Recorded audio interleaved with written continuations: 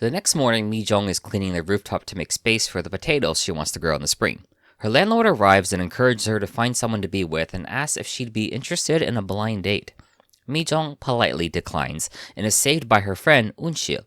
She apologizes for her aunt being nosy and proposes about opening a ramyeon restaurant with her.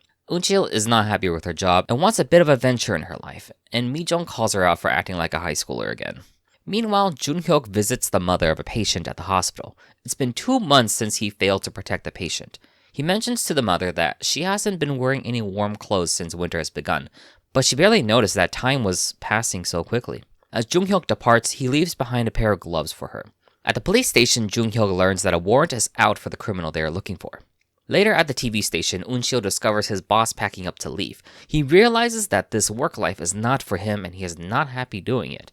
He informs her that a man was looking for her and that he's waiting at the nearby cafe. As a parting gift, he approves the show she wanted to do and bids her farewell. At the cafe, Dong-Jin introduces himself to Un-sil. He explains what he is doing, but she gets defensive, calling him out for stalking and prying into Mi-Jung's life because she remembers seeing him at her building that one day. After thoroughly presenting his findings to her and learning about his intentions, Un-sil tells her side of the story and her experience being Mi-Jung's best friend. In college, Mi-Jung tried not to attract much attention, but guys couldn't help it. In one particular incident, a guy asked her out to the movies but got rejected. He chased after her, fell down the stairs, and broke his ankle. At a student council meeting, Un-sil noticed a lot of accidents had been happening to the students in their department, and people have been pointing fingers at Park Mi-Jung. A rumor spread from the church Sunbae that any guy that liked her ended up hurt or dead. When Mi-Jung finishes a test, her professor confesses to her. Mi-Jung leaves immediately and calls for an ambulance, only to be told to call when an actual accident occurs, not when she thinks the one is going to happen. She then encounters Un-sil, who invites her out to eat. Mi-Jung declines, but she insists on it, and she urges her to hurry because the professor was watching them. While leaning out the window, he slips and falls to his death. Mi-Jung blames herself, but Un-sil tells her it's not her fault. Since that incident, the rumor became a fact and Mi-Jung dropped out of school. Sometime later, Un-sil visits Mi-Jung at her new home. She's living in an empty part of town away from others. Mi-Jung doesn't want any pity from her, but Un-sil insists it's more concern than pity. Mi-Jung asks her to leave and Un-sil complies, leaving her contact information. A few months later, Un-sil receives a call from Mi-Jung after someone broke into her place.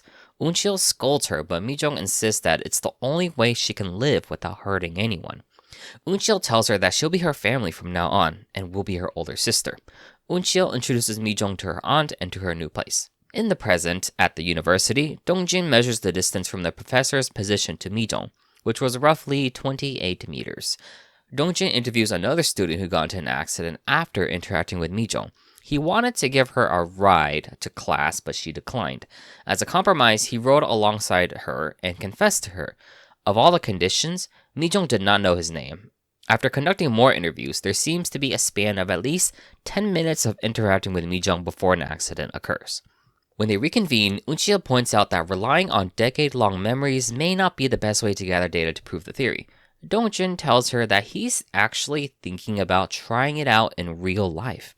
But he's still not really sure about his feelings, because the more he thinks about it, the more it hurts him.